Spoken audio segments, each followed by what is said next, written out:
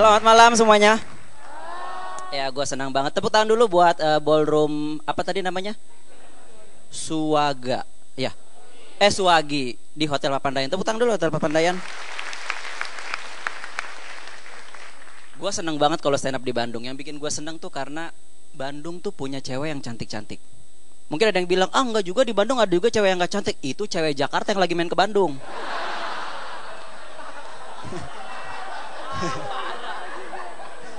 Ini yang ketawa-tawa orang Bandung semua nih. Ini ada yang satu cemberut orang Jakarta, Mbak ya.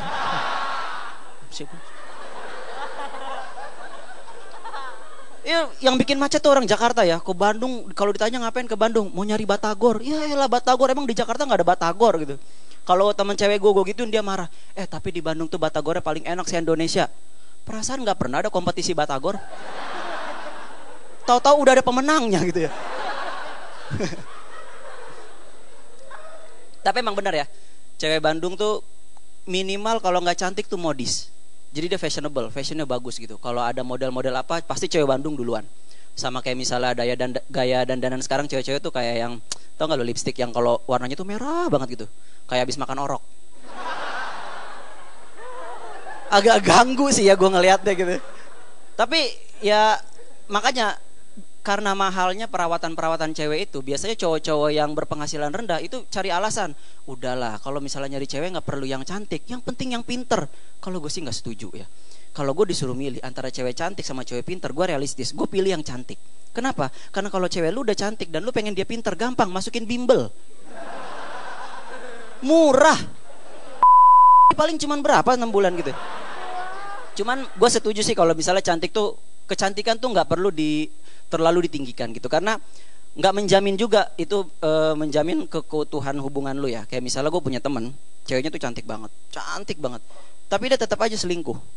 Dan selingkuh, gue pikir tadinya orang selingkuh itu cari yang lebih cantik, ternyata nggak juga gitu. Dia selingkuh sama cewek yang nggak lebih cantik dari istrinya gitu. Setelah gue pikir-pikir, ternyata selingkuh itu memang bukan masalah nyari yang lebih cantik, tapi ini sama kayak misalnya lu tiap hari dikasih makan pizza, sekali-kali juga lu pengen makan karedok kan. Ya, sama kayak juga ada orang yang selingkuh sama yang lebih cantik. Itu setiap hari dia makan karedok, berarti sekali-kali mau makan pizza gitu. Jadi buat lu yang diselingkuhin silahkan ngaca, lu karedok apa pizza coba.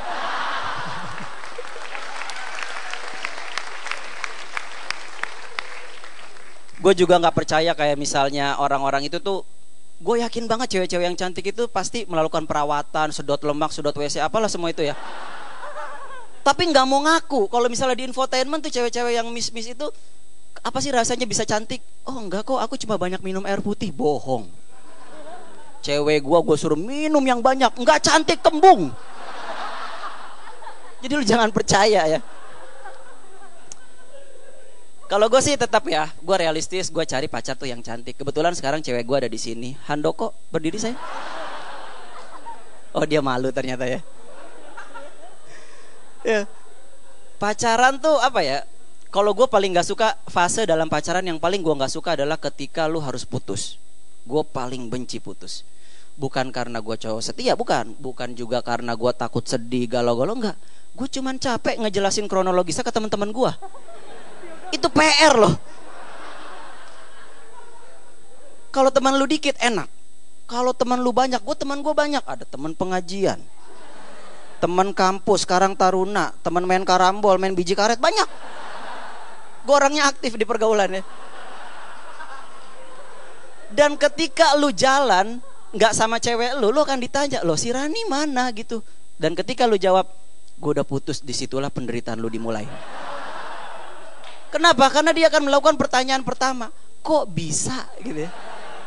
Pertanyaan kok bisa ini akan lu jelaskan minimal 10 menit. Itu pun kalau alasan putus lu sederhana.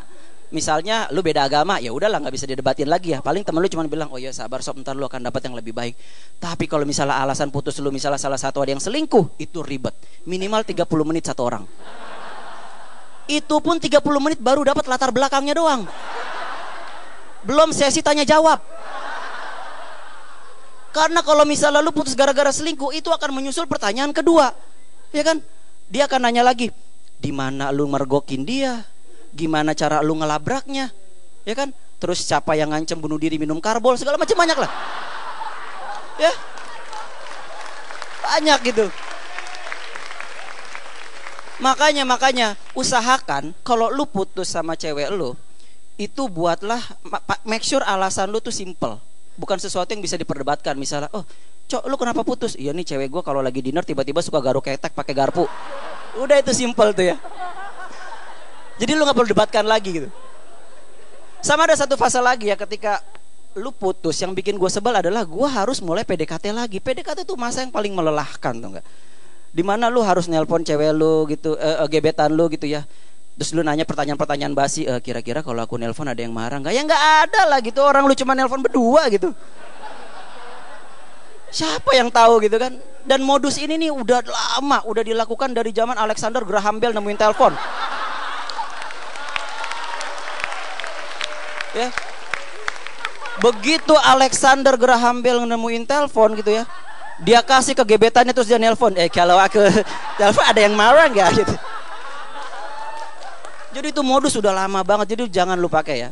Dan gue itu sebel kalau digituin tuh, karena mungkin cewek berpikir karena wah ini pasti kalau cowok gue lagi nelpon kayak gini dia pasti deg-degan. Enggak, gue mah di rumah sambil garuk-garuk.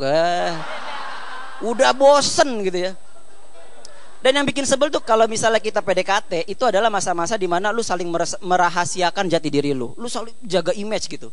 Kalau misalnya cowok sok-sok misterius, cewek juga sok-sok misterius. Kalau cowok biasanya sok-sok bikin kejutan. Ntar ceweknya nelpon SMS, aduh aku lah kayaknya enak nih malam-malam makan soto. Tiba-tiba 5 menit kemudian cowoknya datang di depan kosan, tek bawa soto. Baru gebetan gitu kan.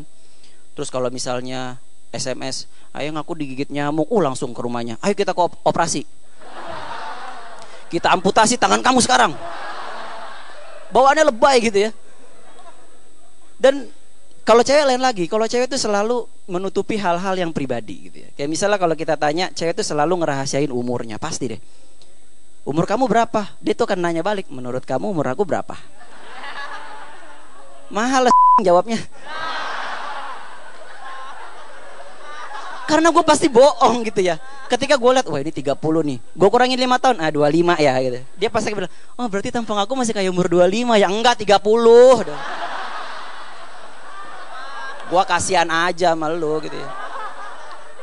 Selalu cewek tuh kayak gitu ya, di Facebooknya di hide umurnya gitu ya. Menurut gue satu-satunya tempat di mana cewek berani menunjukkan kapan tanggal lahirnya, bulan dan tahunnya, itu cuman di batu nisannya. Itu pun karena bukan dia yang nulis. Coba kalau dia yang nulis, itu nggak akan ada tahunnya, cuma tanggal sama bulan. Pas orang ziarah, ini lahir tahun berapa ini? Di belakang batu nisan ada tulisannya, menurut kamu umur aku berapa? Selamat malam, saya Aco.